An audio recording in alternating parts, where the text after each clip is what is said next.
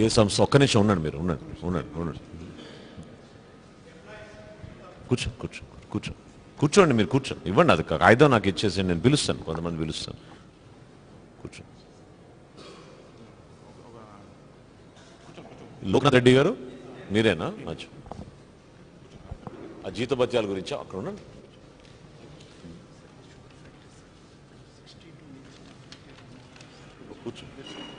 క్లుప్తంగా చెప్పండి. అక్కడికి వెళ్ళండి, మీరు మీ సీట్కి మీరు వెళ్ళి క్లుప్తంగా చెప్పండి. నా పేరు లోక్నాథ్ రెడ్డి. నేను చిత్తూరు ఎంప్లాయీస్ అసోసియేషన్ సెక్రటరీగా ఉన్నాను. ఇక సార్ గారు ఇక్కడికి వచ్చారని తెలిసి మేము మా బాధలు ఒక 2 minutesలో మేము ముగిచేస్తాను. సార్, మా పవన్ కళ్యాణ్ గారు సార్, ముఖ్యంగా ఈరోజు మాట్లాడాలంటే మాకు మాట రావట్లేదు. ఎందుకంటే సార్, మాకు దాదాపు 60 నెలలుగా మాకు జీతం ఇవ్వడం లేదు సార్. 2014 నుంచి ఈరోజు ఇప్పటి వరకు మా చిత్తూరు షుగర్ ఫ్యాక్టరీ ఎంప్లాయీస్కి మేము దాదాపు 400 మంది కుటుంబాలు ఉన్నాం సార్. ఆ 400 కుటుంబాలు ఏ విధంగా బతకాలా, ఏ విధంగా చేయాలనేటటువంటి ఈ పరిస్థితి కూడా లేకుండా అత్యంత దయనీయమైనటువంటి స్థితిలో ఉన్నాం సార్. ఎందుకంటే ఈ చిత్తూరు షుగర్ ఫ్యాక్టరీ రన్ అవుతా ఉంది సార్. ఈ గౌరవ ముఖ్యమంత్రి నారా చంద్రబాబు నాయుడు గారు ఈ ముఖ్యమంత్రి అయిన తక్షణం తర్వాత ఈ షుగర్ ఫ్యాక్టరీని రన్ చేయాలనేసి మేమంతా కూడా 1.5 కోటి లోన్ తీసుకొచ్చి బ్యాంక్లో తీసుకొచ్చి ఫ్యాక్టరీ అంతా రెడీ చేశాం సార్. స్లో ఫైలింగ్ కూడా చేస్తాం సార్. నెక్స్ట్ క్రషింగ్ డేట్ కూడా ఇచ్చారు సార్. తర్వాత ఏ కారణం అనేది తెలియదు కానీ క్రషింగ్ స్టాప్ చేయండి అనేసి స్టాప్ చేశారు. ఆ రోజు నుంచి మొత్తము వ్యవస్థే చెడిపోయింది సార్. మీరు కొద్దిగా ఒక్క నిమిషం ఆలోచించండి సార్. ఎందుకంటే మీరు ఎంతో ప్రజా సమస్యలపైన పోరాడుతూ ఉన్నారు. మీ జనసేన పార్టీ రేపు నిర్ణయాత్మకమైనటువంటి పాత్ర పోషించవచ్చు, ప్రభుత్వం రావచ్చు, మీ యొక్క మద్దతు ప్రభుత్వాలు రన్ కావచ్చు. అటువంటి పరిస్థితి వచ్చినప్పుడు ఈ షుగర్ ఫ్యాక్టరీ చిత్తూరులో మాకు ఏమీ లేదు సార్. ఈ షుగర్ ఫ్యాక్టరీ ఒక్కటే ఆధారం. ఇక్కడ ఉండేటువంటి 10,000 మంది రైతు కుటుంబాలు దీనిపైన ఆధారపడి ఉన్నాయి సార్. దాంతోపాటు 700 కుటుంబాలు ఉన్నాయి. ఉన్నటువంటి ఎంప్లాయీస్ అంతా రిటైర్డ్ అయిపోతూ వచ్చి ప్రజెంట్ 400 మంది కుటుంబాలు ఉన్నాయి సార్. ఇంతవరకు 27 మంది ఎంప్లాయీస్ చనిపోయినారు సార్. 27 మంది ఎంప్లాయీస్ చనిపోయినారు సార్. ₹1 కూడా డబ్బు లేదు సార్.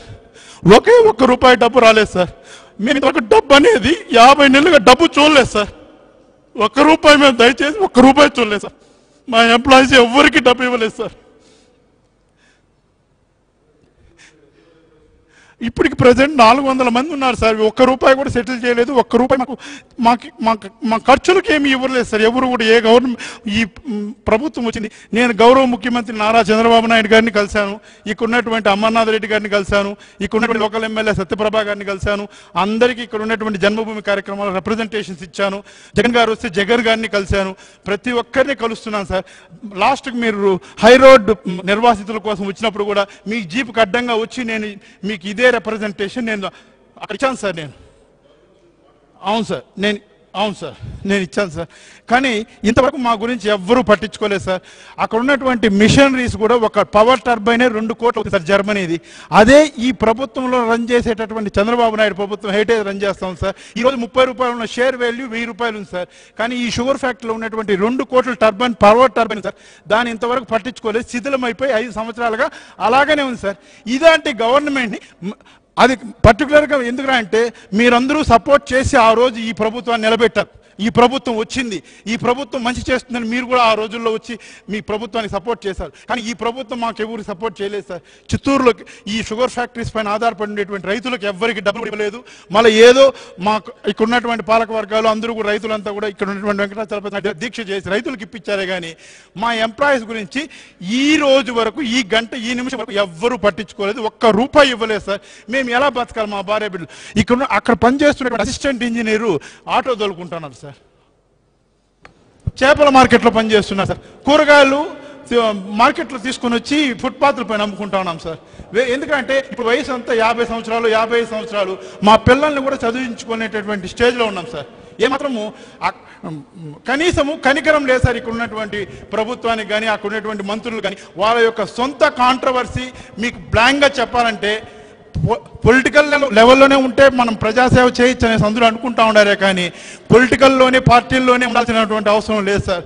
నేను నా శక్తి నేను అక్కడ ఉన్నటువంటి ఎంప్లాయీస్ యూనియన్గా నా శక్తి కొద్దికి మా ఎంప్లాయీస్ చనిపోయినప్పుడు నా శక్తి కొద్దికి నేను కొద్దిగా ఇచ్చి ఆదుకుంటా ఉన్నాను. ఇప్పుడు కూడా నేను డ్రై అయిపోయినాను సార్, ఇచ్చి ఇవ్వలేనటువంటి స్టేజ్కి వెళ్ళిపోయినాను సార్. కానీ అటువంటి సేవ ఇటువంటి పొలిటికల్ వ్యవస్థలో పూర్తిగా మారాలి సార్. ఈ పొలిటికల్ వ్యవస్థలో మారితేనే తప్పితే ఎన్ని రాజకీయ పార్టీలు వచ్చినా ఎటువంటి రాజకీయ నాయకులు వచ్చినా మాకు మంచి జరిగే ప్రసక్తి లేదు సార్. మీకు చెప్పేది ఏమంటే మీ మేనిఫెస్టోలో నెక్స్ట్ మీరు ఎలక్షన్కి వెళ్తున్నారు, మేనిఫెస్టో పెడుతున్నారు. మా ఎంప్లాయీస్ తరఫున నేను చెప్పడం ఏమంటే ఈ సహకార రంగంలో ఉండేటువంటి ఫ్యాక్టరీస్ మీరు పునరుద్ధరించండి.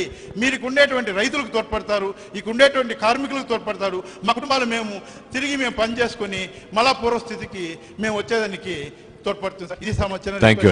ఇంకొక చిన్న ఆ మేడం చెప్పినట్టు గవర్నమెంట్ హాస్పిటల్లో ఎప్పుడైతే అపోలోకి ఇచ్చారో, మీకు క్లియర్గా చెప్తాను సార్, అపోలోకి ఇచ్చినారో ఆ అపోలోకి ఇచ్చిన తర్వాత ఏదైనా ఒక సీరియస్ పేషెంట్ వస్తే వాళ్ళ కేర్ తీసుకునే క్వశ్చనే లేదు సార్.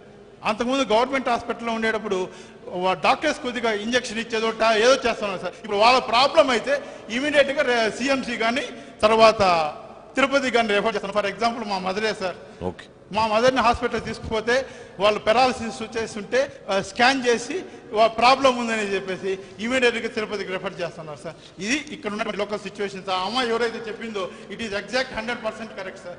కాబట్టి దీనిపైన జనసేన రాబోయేటటువంటి రోజుల్లో నిర్ణయాత్మకమైనటువంటి పాత్ర పోషిస్తుంది. కాబట్టి ఇవన్నీ మీరు దృష్టిలో పెట్టుకొని మా షుగర్ ఫ్యాక్టరీస్ కార్మికులకి మీరు దయచేసి మీరు ఆదుకోవాలి.